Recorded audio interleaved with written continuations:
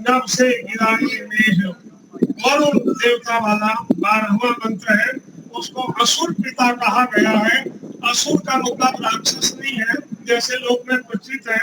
वेद में असुर अत्यधिक शक्तिशाली का तत्व का नाम असुर है, और उसको पिता पालक कहा।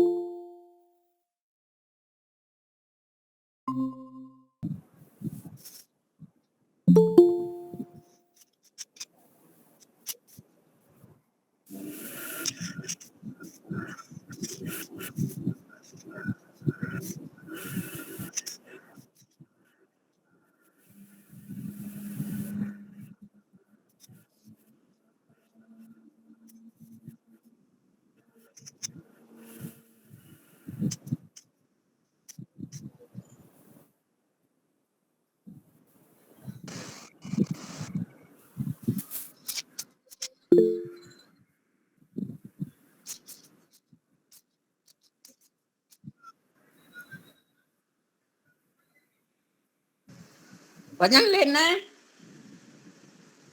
नहीं होता इस दुनिया में कर्मों का फल हरगिज माफ नहीं होता।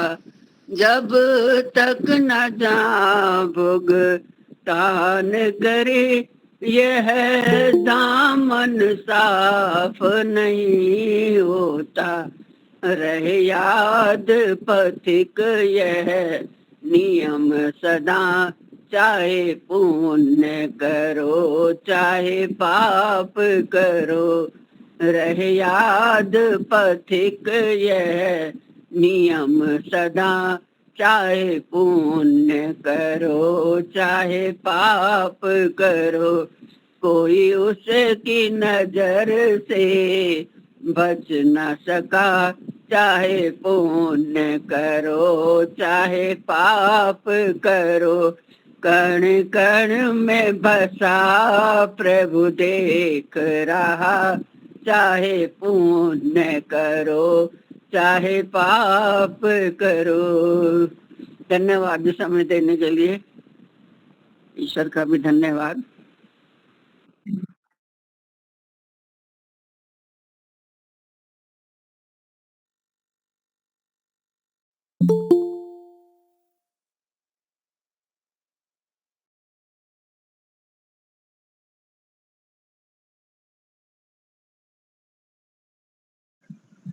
ओम जी, सबको सादर नमस्ते। मेरी आवाज आप सब तक पहुंच रही है? जी जी एक बार हम सब लोग ओम का उच्चारण करेंगे।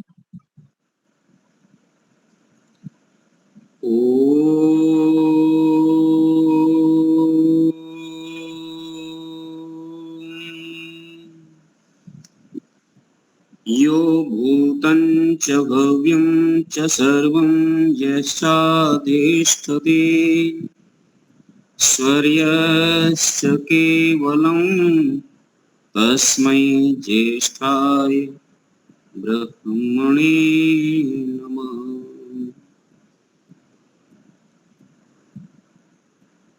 आदरणीय श्री महेंद्र मुनि जी, समादरणीय समस्त भद्र पुरुष, वंदनीय पूजनीय मातृशक्ति, हम सब लोग संस्कार की कक्षा में उपस्थित हैं और पठन पाठन की श्रृंखला में आज जात कर्म संस्कार है। जात कर्म संस्कार, यह संस्कार चौथा संस्कार है। प्रथम संस्कार गर्भाधान, द्वितीय पुंसवन, तृतीय सीमंतोन्नयन और चौथा संस्कार जात कर्म संस्कार है।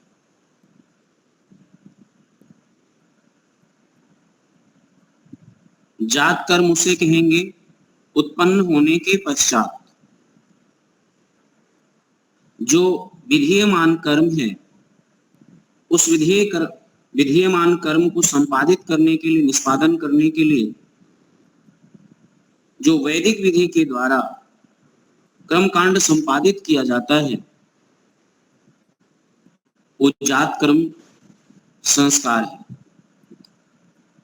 यद्यपि इसको शाब्दिक भाषा में कहें तो शाब्दिक भाषा में ये है कि बालक के उत्पन्न होने के पश्चात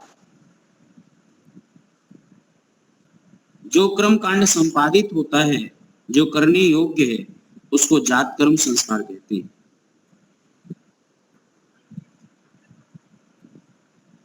आज वर्तमान समय में थोड़ी सी स्थितियां अलग हैं। पहले बालक जब जन्म लेता था, जिस स्थान पर जन्म लेता था वो जन्मभूमि के नाम से जाना जाता। सनातन और अनादिकाल से एक प्राकृतिक रूप से जन्म लेना, लेकिन वर्तमान समय में आज सर्जरी के माध्यम से अथवा हॉस्पिटल में ही होता है। सुरक्षा की दृष्टि से, स्वास्थ्य की दृष्टि से और जीवन रक्षण की दृष्टि से हम सब लोग यह क्रिया संपादित जो करते हैं वो हॉस्पिटल में करते हैं।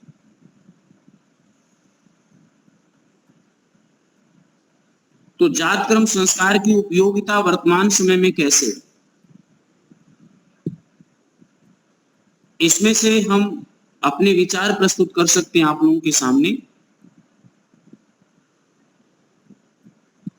कि जो कर्म कांड हम घर पर कर सकते हैं वो हमें उस प्रश्नता के साथ घर पर करना चाहिए, और जो बालक के साथ जितने अंश में हम संपादन कर सकते हैं कर्म कांड को, उतना बालक के साथ करना चाहिए।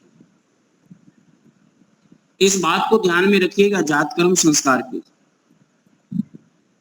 एक बार जात कर्म संस्कार करने का अवसर कई बार मेरे सामने प्राप्त हुए, तो कुछ संस्कार का भाग हमने घर पर किया और कुछ संस्कार का भाग पिता को ले जाकर के हॉस्पिटल में किया।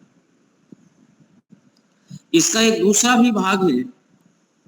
गुजरात में तो 40 दिन तक जहां पर बालक जन्म लेता है उसको अछूत मानते हैं। यहां तक उसके घर का लोग पानी भी नहीं पीते।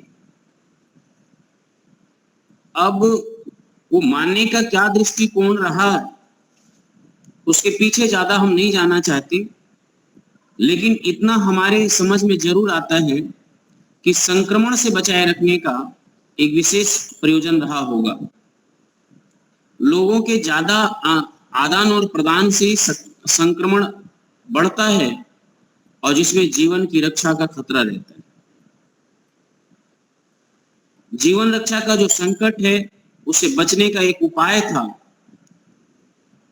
कि बाहर के संक्रमण प्रसूता के गृह तक ना आए, प्रसूता के गृह तक को बचाए रखना। इसलिए कुछ भी आदान प्रदान नहीं करते थे, क्योंकि पहले वस्तुओं का विनिमय होता था, खरीदा नहीं जाता था, वस्तुओं का ही आदान और प्रदान होकर के घर गृहस्थी चलती थी। एक दूसरे के घर से कुछ वस्तु आता, इस घर से कुछ वस्तु दिया जाता, और वस्तुओं के आदान प्रदान से हमारे खाने पीने की वस्तु हो अथवा जो भी आवश्यक वस्तुएं थी, यह सब ग्रामीण घरों में या प्राचीन पद्धति में ये व्यवस्था देखी जाती थी। तो 40 दिन के लिए यह सब रोका इसीलिए जाता था ताकि किसी भी प्रकार, जो जहां तक मेरे समझ, मेरे चिंतन में, मेरी बुद्धि में आता है, इसको ढकोसला आज कह सकते हैं, लेकिन उस समय, उस वर्तमान समय में जिन पूर्वजों ने, बुद्धिमानों ने ये प्रक्रिया अपनाई, उसमें संक्रमण की विधि को रोकने के लिए, संक्रमण को अधिक से अधिक रोकने के लिए आना जाना या इस प्रकार की क्रिया, या वो लोग ही आज रह सकते हैं जो बच्चे के आसपास रहते थे, जैसे उन लोगों का भी विधान हुआ, माता है और जो गर्भिणी है उसकी माँ अथवा नानी, दादा, दादी, यही सब लोग परिवार के सज्जन लोग रहते थे, वह एक व्यवस्था थी। दूसरा, उसमें कुछ भी धार्मिक कार्य नहीं करते थे। अच्छा, धार्मिक कार्य ना करने का भी प्रयोजन है, प्रयोजन हो सकता है, उसको जोड़ करके देखते हैं। क्योंकि बालक के देखरेख में, परिवार के देखरेख में और अन्य आवश्यक कार्यों के लिए जो और क्रम कांड था और घर का विधि का इधर उधर का, उसको उतने दिन के लिए बच्चे के देखभाल के लिए, जच्चा बच्चा की देखभाल के लिए उन कार्यों को स्थगित कर दिया जाता था, ताकि उसमें महिलाएं उतना समय ना दें, वह समय जो बचेगा इनके लिए लगेगा। एक यह सकारात्मक दृष्टिकोण से भी हम लोग देख सकते हैं, और लोग मानते नहीं है तो इसको नाना प्रकार का नाम दिया, रूप दिया, सब कार्य दिया। लेकिन मेरे समझ में ये तो आया कि जन्म के बाद अछूत कहना, वैदिक सिद्धांत के दृष्टिकोण से इसको खंडन किया गया, लेकिन अछूत कहने के पीछे का एक जो तथ्य था वह एक ये सकारात्मक रूप में लेना, क्योंकि यद्यपि ये इतना अंधविश्वास होता या अंध परंपरा होता तो किसी एक विशेष स्थान पर रहता है, किसी एक क्षेत्रवाद में रहता है, लेकिन ये विधि आप उत्तर भारत में लीजिए, दक्षिण भारत में लीजिए, मध्य भारत में लीजिए, सर्वत्र जन्म के बाद अछूत की व्यवस्था जगह जगह सर्वत्र दिखाई देता है।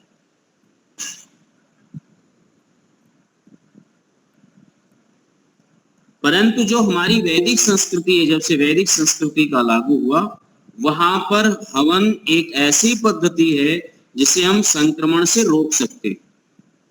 प्रसूता के गृह में जो दुर्गंध होता है, उस दुर्गंध को सुगंधि में बदल सकते हैं। हमारे पूर्वजों से हम भूल कहें अथवा यह विधि छूट गया ये कहें, अथवा किन्हीं कारणों से बाद में इसको छोड़ा होगा, वो मुझे संज्ञान में नहीं है,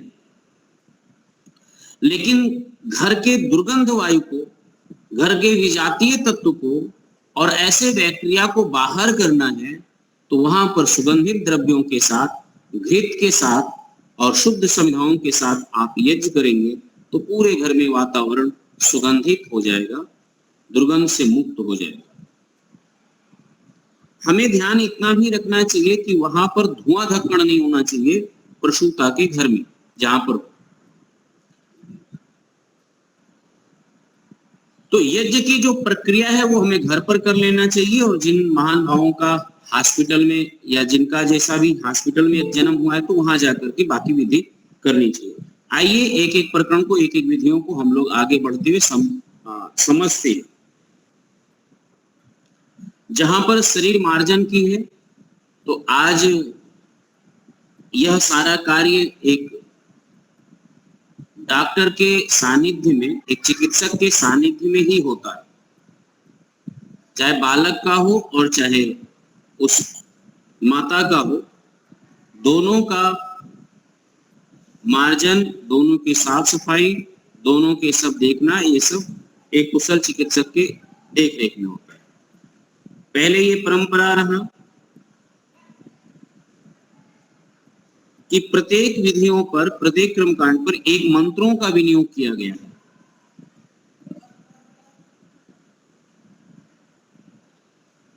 उसमें गर्भिणी की माता या अन्य कोई विदेशी स्त्री, आप देखिएगा ऋषि की भाषा देख लीजिए, प्रथम विधि जहां लिखा है कि जब प्रसव हो जावे तब निम्न मंत्र से गर्भिणी की माता अथवा अन्य कोई विदेशी स्त्री उसके शरीर पर मार्जन करे।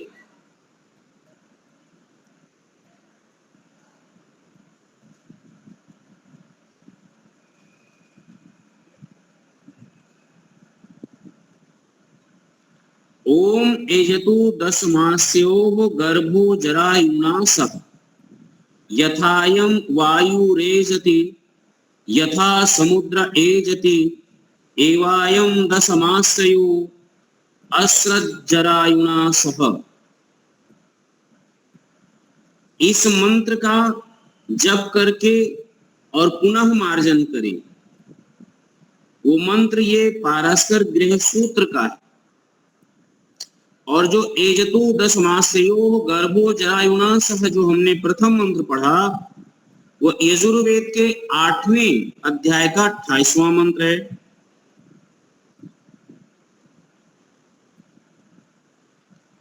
इन दो मंत्रों को पाठ करके अथवा जप करके मार्जन की विधि है। तो ये दो मंत्र हम वहां पर भी पढ़ सकते हैं। और जो विदुषी स्त्री है, जो चिकित्सक है, वो चिकित्सक विदुषी होती, वो विद्वान अथवा विदुषी होती ही है, इसमें कोई संदेह नहीं है। उस पद्धति के, उस चिकित्सा के वो लोग जानकार होते हैं।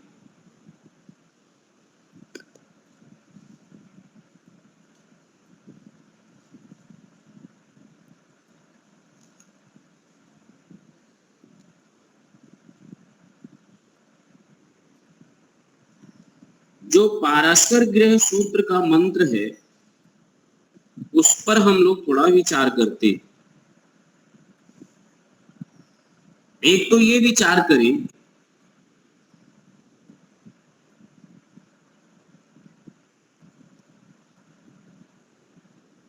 कि शुभे जरायु कृष्णे सेवलम अत्तवे अव एतु मांसेन पीवरीं कस्मिंश्चन आयतनं नैव अवपद्यताम्। मंत्र के पद इस प्रकार हैं कि सुहे जो इसमें आया है, चौथा पद देख लेंगे, ओम ऐवतु कृष्णे सेवल सुहे। तो सुहे को संबोधन में बुला लें, संबोधन में लगा दें, उसको पंक्तिबद्ध कर दे। तो ये सुहे उस कल्याणी गर्भिणी के लिए है संबोधन में कि हे शुभ कारिणी देवी, जरायु। अब जरायु का कब ये अभिप्राय है कि गर्भ से जो बालक जन्म लिया और बालक जिस चमड़े की थैली में था, यानी गर्भ में ऊपर से एक पतली सी झिल्ली जिसमें वो बालक रहता है, लिपटा रहता है, वो जो चमड़ा है उसका नाम जरायु है वेद में। और कृष्णी नाना रंग रूपों वाला है। वो जो जरायु है वो किस रंग का है, किस कलर का है, इसको तो नहीं बोल रहे हैं कि नाना रंग का रूप वाला है। और सेवलम, उसके अंदर पिच्छल या गाढ़ा द्रव्य है। वह अत्तवे, अत्तवे के दो अर्थ वैसे तो यहां पर है कि उसको समाप्त कर देना चाहिए, उसको हटाना चाहिए। समाप्त किए जाने योग्य, यानी उसको हटा देना चाहिए। उसको परंपरा है कि उसको रख करके कहीं बाहर फेंका जाता है, बाहर रख दिया जाता है, गाड़ दिया जाता है जमीन के अंदर, गड्ढे के अंदर।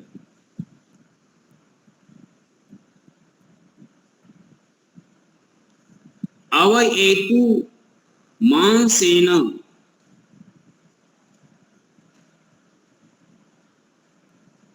परमात्मा की कृपा से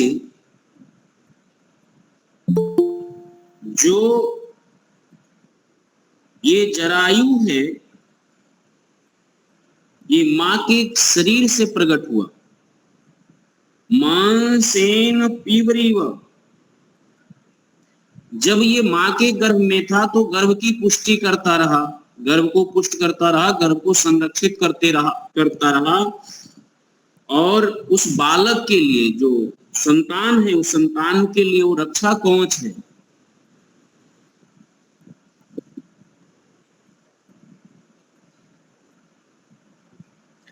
और कस्मिंश्चन अन्य किसी में से आयतनम उनके हिस्से को नैव अवपद्यताम और कोई हिस्सा शरीर का ना गिरने पाए, केवल जेर ही बाहर आवे, गर्मी के अंतर्भाग में से कोई वस्तु बाहर ना आवे, ऐसा ये भाव है इस मंत्र का।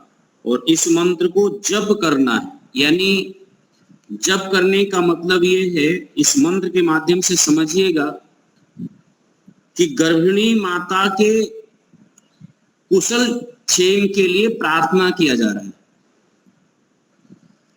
जो गर्भ से आवश्यक चीजें हैं वही बाहर आए, दूसरी चीज बाहर ना आए, दूसरा शरीर का कोई अंग बाहर ना आए, या दूसरे अंग को किसी भी प्रकार से क्षति ना पहुंचे, या दूसरे किसी प्रकार से अंग को क्षति या नुकसान या हानि ना होवे, इस प्रकार से ये प्रार्थना है। और ऋषि कहते हैं इस मंत्र को जप करें। अच्छा, जप क्या है? जप ये है कि प्रार्थना है, आप मन में अर्थपूर्वक चिंतन कर रहे हैं और अपनी संवेदनाएं उस तक प्रेषित कर रहे हैं, उस मां तक, और परमात्मा से आप अपने संकल्प के बल की प्रार्थना कर रहे हैं। अच्छा, हमारी बात इस बात से पुष्ट करिएगा, आजकल कई थेरेपी उत्पन्न हुआ। एक ऐसी थेरेपी है जिसको दीपालिका जी जानती हैं, उसको रैकी थेरेपी भी कहते हैं। अन्य भी थेरेपी निकला कि जिससे आपके लिए एक संकल्प, एक प्रार्थना करते और आप थोड़ा अपने लिए सुकून या अच्छा महसूस करते। आपके स्वास्थ्य की वहां बैठा हुआ व्यक्ति कामना कर रहा है, वो रोग है, ऐसा है, वैसा है, जैसे भी क्या अटैचमेंट है मुझे नहीं पता, लेकिन वो रैकी थेरेपी में जो है, वो विशेष करके जो मुझे समझ में आता है वह संकल्प है। वो मानसिक संकल्प है, मानसिक प्रार्थना है जो आप तक प्रेषित होता है। और आज ये बढ़ता जा रहा है, और डिप्रेशन के लिए बहुत विशेष करके बढ़ता जा रहा है। लोग डिप्रेशन में बड़ा लाभ ऐसा बता रहे हैं कि मुझे बड़ा लाभ हो रहा है, जो इस पद्धति को सीखते, इस पद्धति को करते। मैं किसी का अपने यहाँ से मैं तो पूरी प्रमोट नहीं कर रहा हूँ किसी विद्या को, मतलब किसी ऐसा कोई ना समझ ले कि ये तो अंध परंपरा विश्वास। प्राय हमारे यहाँ क्या है कि किसी विद्या को हम जानते नहीं, उसमें जाकर के समझते नहीं, उसका अभ्यास नहीं करते हैं और उसको एक सिरे से खारिज कर देते हैं। यह एक गलत प्रक्रिया है, गलत बात है। हमारे योग दर्शन में भी बहुत सारी सिद्धियां हैं, बहुत सारे तरकीब बताए गए हैं। आयुर्वेद के ग्रंथों में बहुत सारी ऐसी प्रक्रिया हैं। हमें उन सब विद्याओं को समझना चाहिए और समझना चाहिए। जब तक हम उसमें जानते नहीं है तो ऐसे अचानक कटाक्ष नहीं करना चाहिए। तो जो मंत्रों का विनियोग मिलता है स्थल स्थल पर, यद्यप आप सिरे से खारिज करते हैं तो इस मंत्र का भी खारिज हो जाएगा अपने आप। आपके मंत्र का क्या प्रभाव है? आपके कहने मात्र से किसी माता के शरीर के अंग स्वस्थ रहेगा या नहीं स्वस्थ रहेगा, ऐसा भी कह सकते हैं। तब तो आपकी भी बहुत सारी विधियां, बहुत सारी जगह जगह पर जो मंत्रों का विनियोग है, प्रार्थना ये है, वो अपने आप स्वतः खंडित हो जाता है प्रमाण से। तो ये अज्ञानियों के अथवा अधकचरे लोगों के, अथवा मैं ये कहूं कुपढ़ों के, पढ़े लिखे लोग तो हैं लेकिन वो पढ़े लिखे होने के कारण वो कुपढ़े लिखे हैं। एक अच्छा पढ़ाई लिखाई होता है, एक पढ़ाई लिखाई होता है, और एक ऐसा पढ़ाई लिखाई होता है जो उल्टे दिशा में होता है, जो उल्टा दिशा में पढ़ाई लिखाई कर रखा है, जहां पर सिर्फ उसको नास्तिकता है।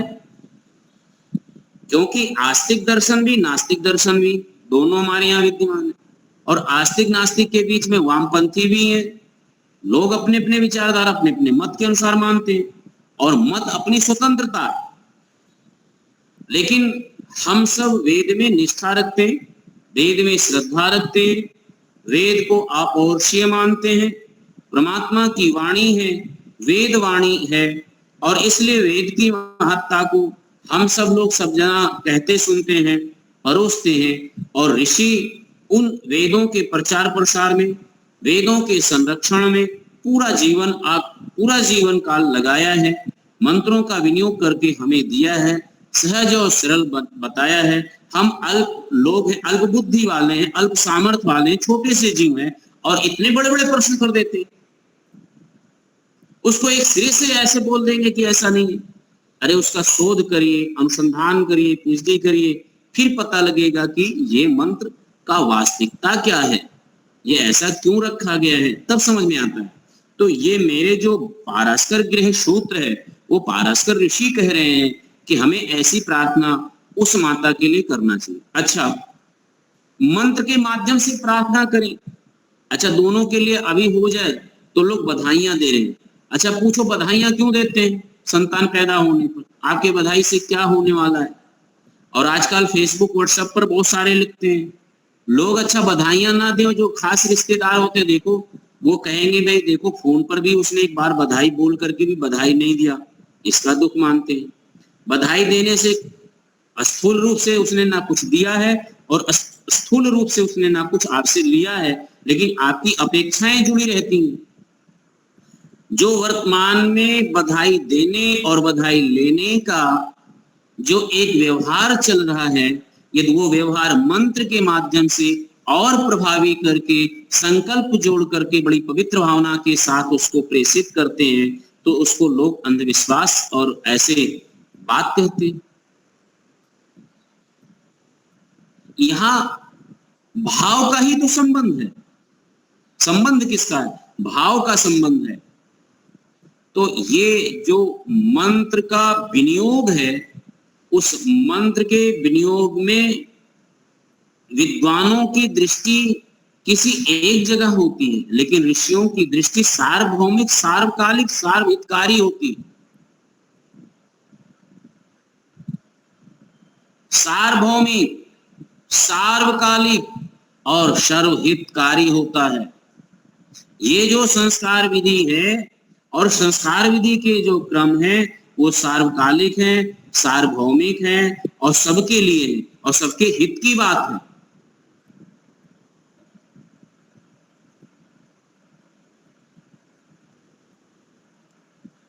तो मंत्र का अंतिम पद देखें, नैव अवपद्यताम। हम गर्भिणी माता के स्वास्थ्य की मंगल कामना, उसके शरीर के प्रत्येक अंग की मंगल कामना करते हैं और इसका मंत्र में जप कर रहे हैं और इसका भाव यही। चलिए अगला मंत्र लेते हैं।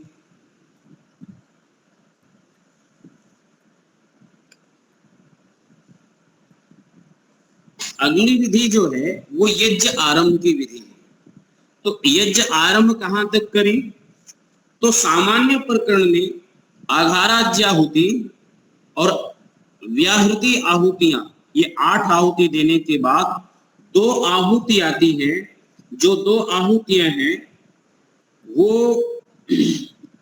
आज्य आहुति, घृत की आहुति है। और यही 2 आहुति देने के लिए 8 आहुति के बाद ये 2 आहुतियां दी जा रही। अच्छा, एक बात और विचार करें। हम उत्तर भारत में जब कोई बालक जन्म लेता है तो बालक के जन्म होने के बाद एक अग्नि प्रकट की जाती है और वो अग्नि रखी जाती थी किसी एक पात्र में। दीपालिका बहन, आप सो रही हैं, थोड़ा सचेत रहिए। एक तो आपका ही वीडियो है, बाकी तो सब वीडियो बंद कर रखे हैं।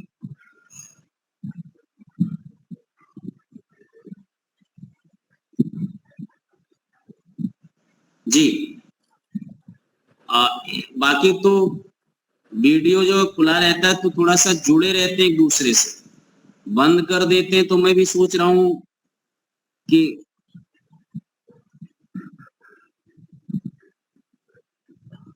हाँ ठीक है, लेकिन आंख खोल के रखिए। नहीं, इसमें 2 कार्य मत करिए।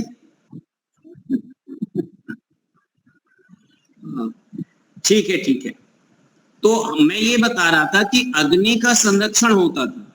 अच्छा, वो पूछा जाए अग्नि का संरक्षण क्यों होता था? अग्नि जलाई क्यों जाती थी? अग्नि सुरक्षित क्यों रखी जाती थी घर में? और उसमें कुछ सुगंधित पदार्थ भी माताएं डाला करती थी। वो इसी संस्कार का एक बिगड़ा रूप है।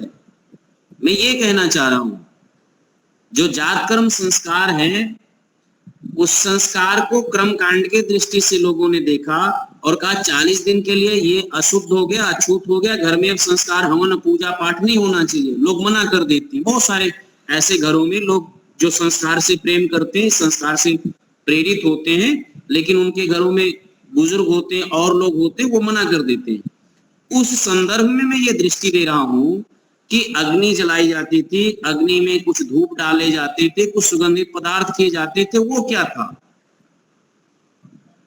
वह भी यही इसी अग्नि का एक रूप है, इसी अग्निहोत्र का। 2 ही 8 आहुतियां जो यज्ञ की है और 4 घृत की ही तो स्वामी जी ने कुल आहुति लिखा, 8-10 आहुतियां। तो अब जो ये 10 आहुतियां है, उसमें से 2 मंत्र हैं, वो 2 मंत्रों को हम यहां पर लेते हैं। और ये 2 मंत्र, एक मंत्र पति बोलता है और एक मंत्र पत्नी की तरफ से उत्तर के रूप में है, बालक केवल। इन्हीं 2 मंत्रों को थोड़ा सा हम विचार कर लेते हैं आज के इस कक्षा में विशेष करके। या ओम या तिरश्चि निपद्यते अहम भी धरणी इति तां त्वा घृतस्य धारया यजे सम्राधनी महम। अब इसको थोड़ा सा अलग अलग पद को देखिए। या है स्त्रीलिंग में, कहते हैं जो।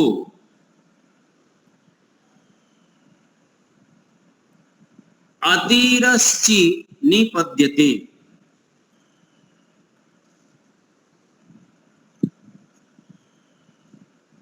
तिरश्चि माने होता टेढ़ा मेढ़ा,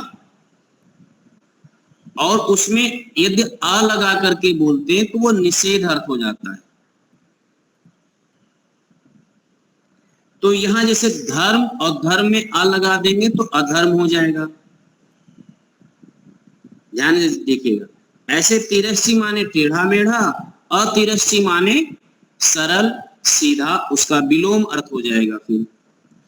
तो जो कहने का मतलब है, जो ये मेरी पत्नी है, यह बड़ी सरल है, और सरलता का अर्थ स्वभाव से है, व्यवहार से। और उसके यहां पर अर्थ जोड़ सकते तो आचरण से है। तो पति ये प्रार्थना कर रहा है कि जो मेरी ये पत्नी है, ये आचरण से बहुत पवित्र है, सरल है, सहज है। अहम भी धरणी इति, मेरे अनुकूल जो ये व्यवहार करती है और मेरे घर गृहस्थी के भार को ये संभाल रखी है। संतान दोनों का है, लेकिन पति विश्वास है कि मेरे संतान का पालन पोषण करना, इतने लंबे सब एक अधिक तपस्या करने के पश्चात एक जो संतान का सुख है, ये संतान का सुख आज मुझे मेरी इस पत्नी के द्वारा मुझे प्राप्त हुआ है।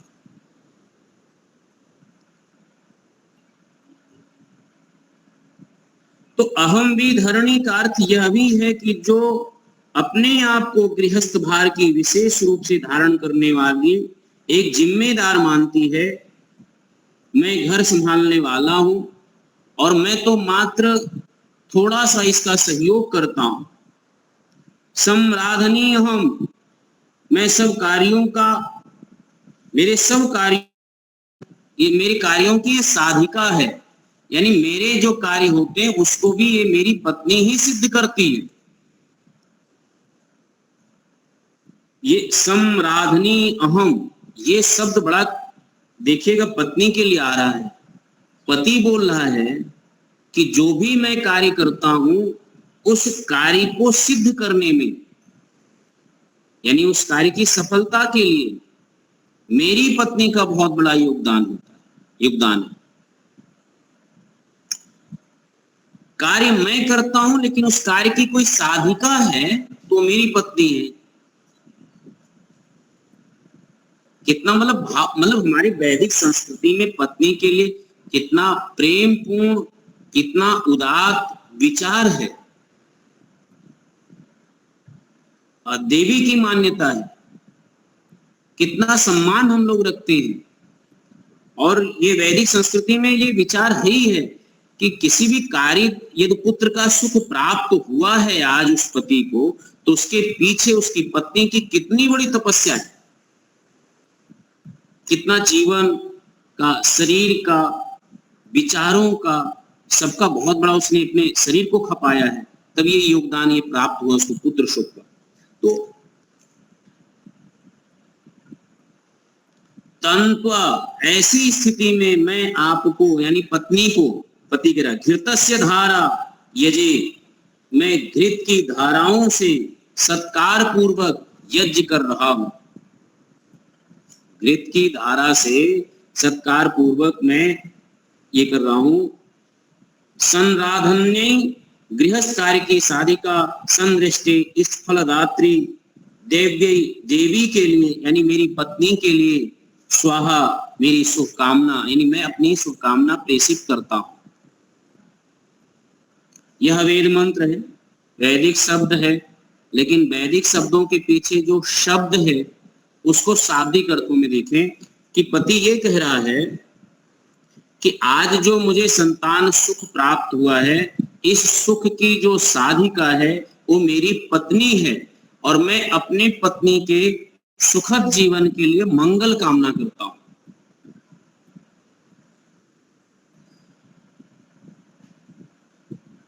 उसके लिए मैं ये आहुति अग्निदेव को प्रकट करता हूं। अब विचार कर लीजिए कि इस मंत्र के द्वारा अग्नि में घृत की आहुति देना, और घृत की आहुति जो भी हमने स्थूल द्रव्य डाला वो अग्नि सूक्ष्म करके सर्वत्र वायुमंडल में प्रेषित किया, वहां का वातावरण सुगंधित हुआ। हमने एक अपने अच्छे और पवित्र विचारों से अपने विचारों का भी व्यापक रूप दिया और अपनी पत्नी तक अपनी संवेदनाएं प्रेषित किया।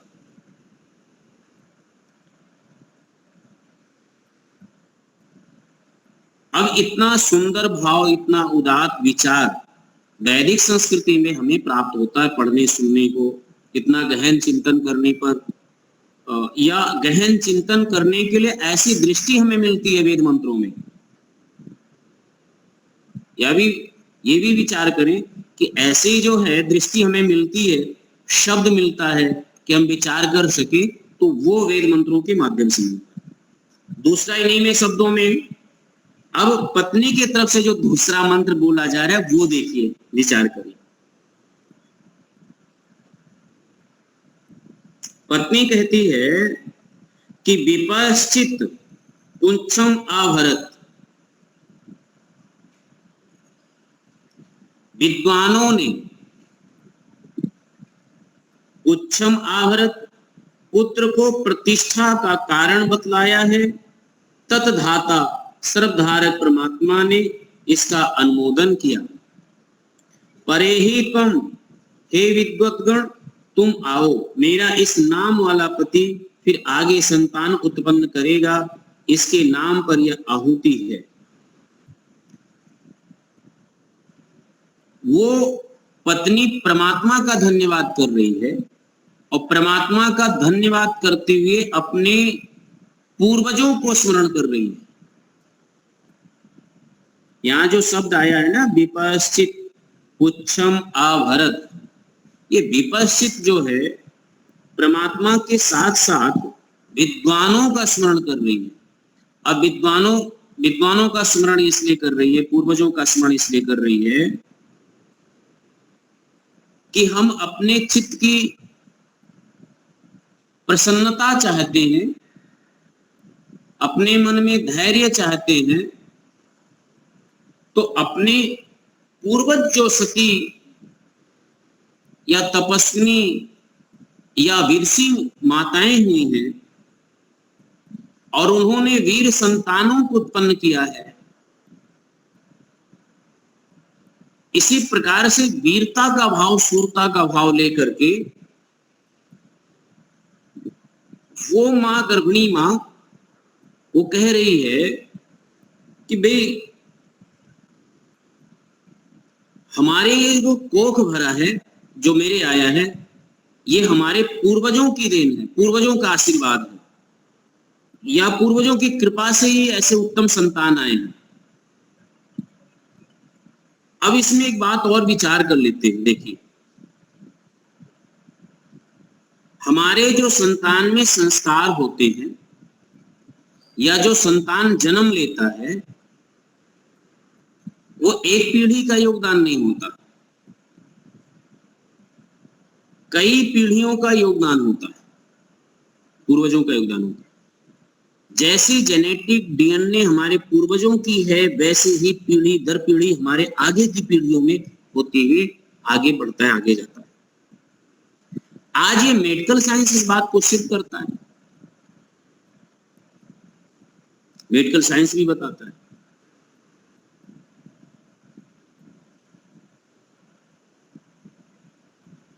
तो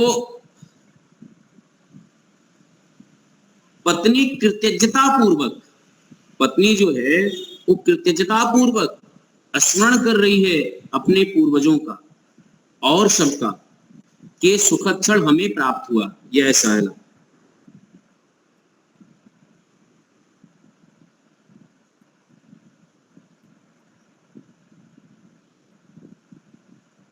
तो ये आहुति वो प्रदान किया। इसका दूसरा अर्थ भी देख लेते हैं। विपश्चित का अर्थ है कि जो विद्वान पुरुष पति ने पुच्छम संतान, पुच्छम का अर्थ है पुत कहते हैं संतान को, और शम कहते हैं शयन करने के स्थान गर्भ को। आभरत यानी आपके ही अंश से ही ये बालक जो हमारे गर्भ में आया, हे पतिदेव आपके ही अंश से हमारे गर्भ में आया है। आभरत ततधाता, उसको सब जगत धाता प्रभु ने। आहरत, हम एक अच्छी आत्मा को हमारे गर्भ में स्थापित किया। यह भी भाव रख रही है पत्नी। दूसरा भाव ये, विपश्चित तुम परे ही, कह रहे हे पतिदेव आप तो विद्वान हैं, यशस्वी हैं और पवित्र विचार वाले हैं। तुम परे ही, अब आप कुछ वर्ष तक हमसे दूर रहिए। अयम पुमान, अयम पुमान का अभिप्राय है पुंसत्व सत्व युक्त असो नाम।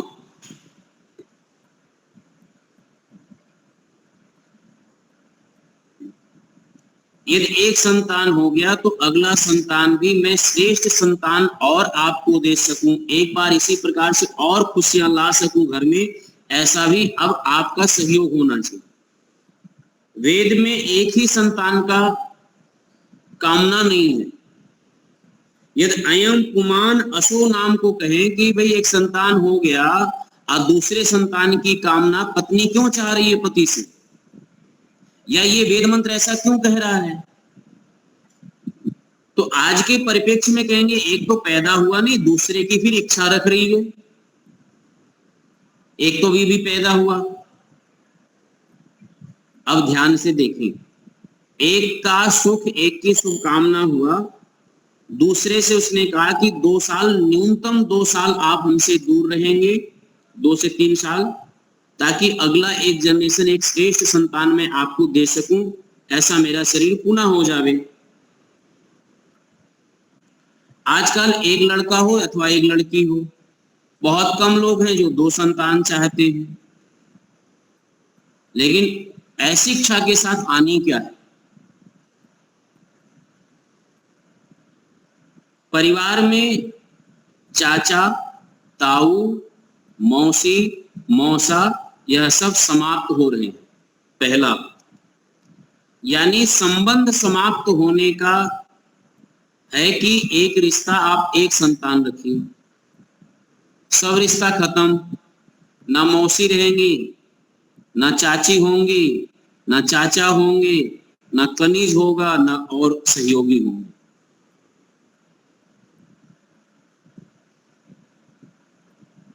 तो कौन किसको राखी बांधेगा, कौन किसके सामाजिक संगठनों में आएगा। तो जो हमारे परिवार रूपी संस्था का, संस्कृति का जो एक हिस्सा था, जहां पर हम एक संतान की इच्छा रख रहे हैं अथवा ना संतान की इच्छा रख रहे हैं, वहां सामाजिक कितनी बड़ी हानि हो रही है, यह भी एक विचारणीय बिंदु है। जहां पर संकट के क्षण में परिवार और संबंधी के लोग इकट्ठा होते थे, एकत्रित होते थे, सहयोगी होते थे, आज वहां व्यक्ति अकेला पड़ रहा है। तो नई पीढ़ियों को यह विचार करना पड़ेगा कि संतान कितनी हो। और एक बात विशेष करके बोल दूं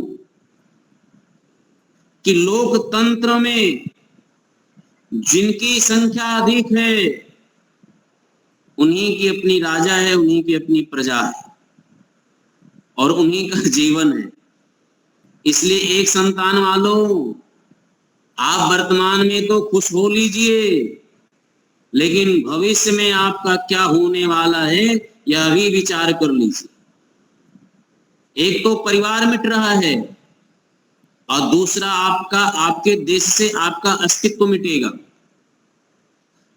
जनसंख्या कंट्रोल होना चाहिए तो सबका होना चाहिए।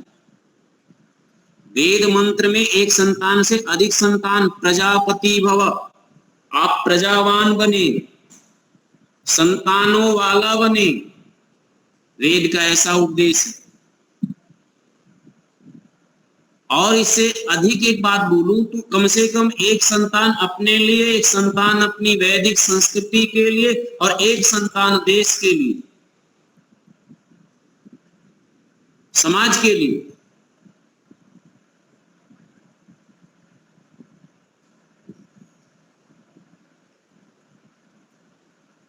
कम से कम क्योंकि वेद जो कहता है ना, वेद के वचनों के गर्भ में बहुत महत्वपूर्ण और कल्याणकारी बातें होती हैं। यदि हम वेद को छोड़ करके जीना सीखेंगे या वेद की अवहेलना करेंगे या वेद को आज उपेक्षा करेंगे या वेद के मंत्रों के, वेद के भावों को आज गलत ठहराएंगे तो आपका अस्तित्व ही खतरे में रहेगा। आप बचा नहीं सकते अपने अस्तित्व को। तो यहां पर पत्नी स्वयं अपनी इच्छा प्रकट कर रही है पति से कि हम अपने पूर्वजों का, ईश्वर का सबका धन्यवाद ज्ञापित करती हूं। आप कम से कम मुझे शरीर से स्वस्थ होने के लिए कुछ समय हमसे दूर रहिए। आप ब्रह्मचर्य का व्रत कर लिए, हम ब्रह्मचर्य का व्रत कर ले करें और अगला संतान यदि हमारा है तो और वीर संतान को हम उत्पन्न करें। ऐसा भाव है। ये दो मंत्रों की आहुतियां हैं, दोनों परस्पर परमात्मा की उपासना उपास्य विधि को करके ये संपन्न करते हैं। अच्छा, विशेष करके हम सब लोग निवेदन करेंगे। आज की कक्षा यहाँ पर हम विराम दें, 2 मंत्र हो गए हैं, लेकिन एक मन में बड़ी दुखद घटना हुआ समाचार सुन करके, हाथरस की घटना आप लोगों ने भी सुना होगा। लगभग 100 लोगों की मृत्यु हो गई है, 100 से ज्यादा ही हुआ है। और जी 121 समाचार में, और उसमें बालक और माताएं ज्यादा श्रद्धावान हैं। तो ऐसे दिवंगत के प्रति हम लोगों का भी नैतिक कर्तव्य है, देशवासी हैं, तो उनके लिए थोड़ी देर हम लोग संवेदना प्रकट करें और परमात्मा से प्रार्थना करें कि परमात्मा उनकी सद्गति और शांति दे। और इसके लिए महेंद्र मुनि जी हैं या दीपालिका बहन है, 2 मिनट का बाद में रख करके ग्रुप में भी ऐसा हम लोगों को भी करना चाहिए और एक प्रेषित होना चाहिए। जैसा आगे, इसलिए 2 मिनट में अपना समय पहले ही रोक दिया, 4 मिनट का समय। महेंद्र मुनि जी हैं तो ठीक है। अच्छा, तो जी, सूचना इस प्रकार का है कि हाथरस में किसी एक साधु या किसी एक बाबा का सत्संग था। उस सत्संग में सुनने के लिए हजारों संख्या में श्रद्धालु गए थे। सरकार ने 80,000 संख्या का परमिशन दिया था, लगभग वो 1.5 लाख से ऊपर पहुंच गए, इतनी लंबी कतार। लेकिन इस क्षण में हम सबको किसी पर दोषा आरोप नहीं करना चाहिए।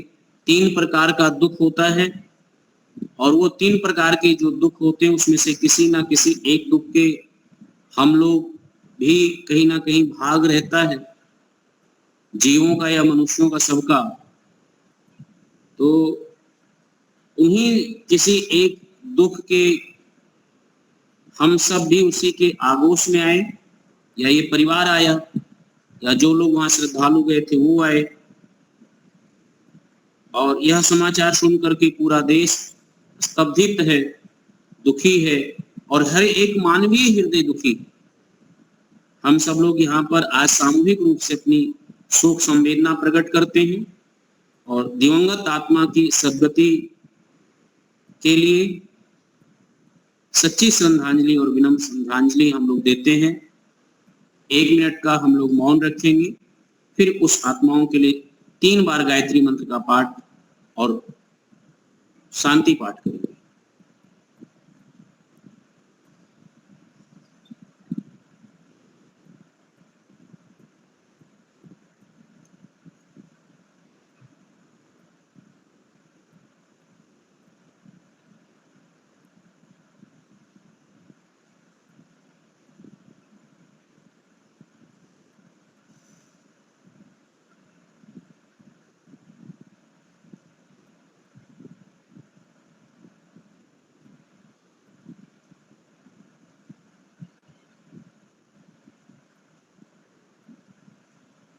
अपने श्वास पर श्वास को गंभीर रखें, लंबा गहरा श्वास लेना, लंबा गहरा श्वास छोड़ना, श्वासों पर पूरा ध्यान रखें, परमात्मा का चिंतन करें। दिवंगत आत्मा के प्रति हम सब लोग अपनी सच्ची श्रद्धांजलि, ईश्वर से विनीत प्रार्थना है कि प्रभु उनको अच्छा जीवन, अच्छा स्थान, अच्छा माता पिता पुनः देवे। सबको अपने अपने कर्मानुसार पुनः जीवन मिले।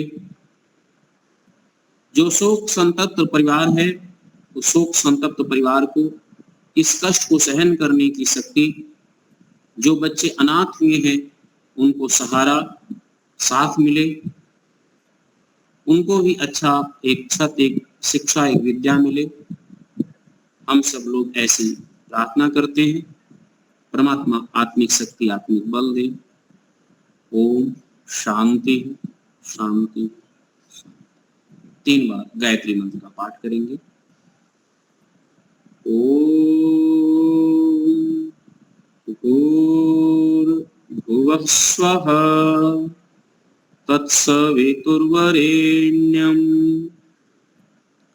भर्गो देवस्य धीमहि धियो यो नः प्रचोदयात्। ओम भूर्भुवः स्वः तत्सवितुर्वरेण्यं भर्गो देवस्य धीमहि धियो यो नः प्रचोदयात्। शांति पाठ। ओम द्यौः शान्त्यन्तरिक्षं शान्तिः, पृथिवी शान्तिरापः शान्तिरोषधयः शान्तिः, वनस्पतयः शान्तिर्विश्वे देवाः शान्तिः, ब्रह्म शान्ति शान्तिरेव शान्तिः, सामा शान्तिरेव। ओम शांति शांति शांति। वैदिक सर्वेभ्यो नमः। सबको सादर नमस्कार जी। सबको सादर जी।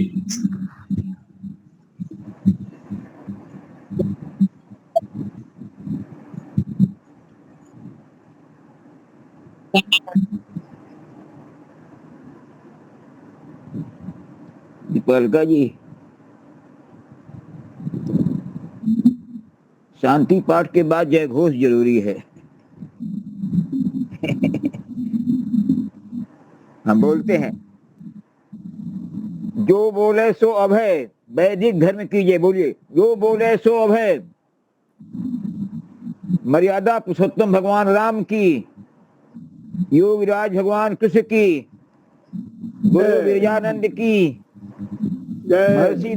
महर्षि दयानंद सरस्वती की, भारत माता की जय, देश के अमर शहीदों की, वेद की ज्योति जलती रहे, ओम का झंडा ऊंचा रहे, आर समाज अमर रहे, सत्यार्थ प्रकाश अमर रहे। वैदिक ध्वनि ओम।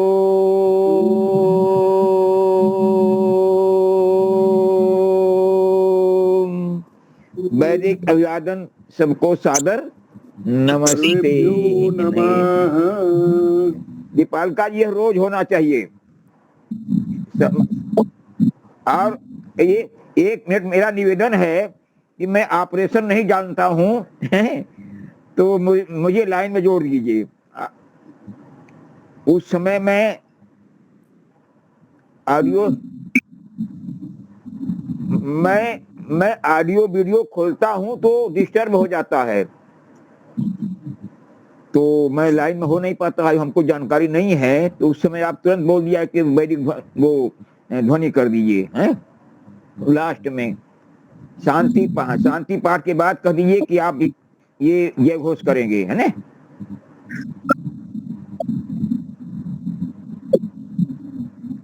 हाँ, अनम्यूट हम नहीं कर पाते ना कभी कभी वो दबाते हैं तो कहीं और चला जाता है कभी कभी तो। नहीं तो ये लास्ट में ये घोष होना चाहिए। थैंक यू, बहुत अच्छा। मुझे मेरा परिचय तो मालूम हो गया आपको। मैं आचार्य जी के जन्मभूमि प्रयागराज से बोलता हूँ, और जन्मभूमि ही नहीं उनकी तहसील भी है। अच्छा जी, नमस्ते।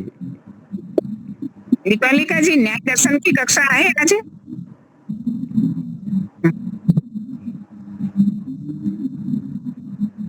हाँ ठीक, हाँ ठीक, धन्यवाद।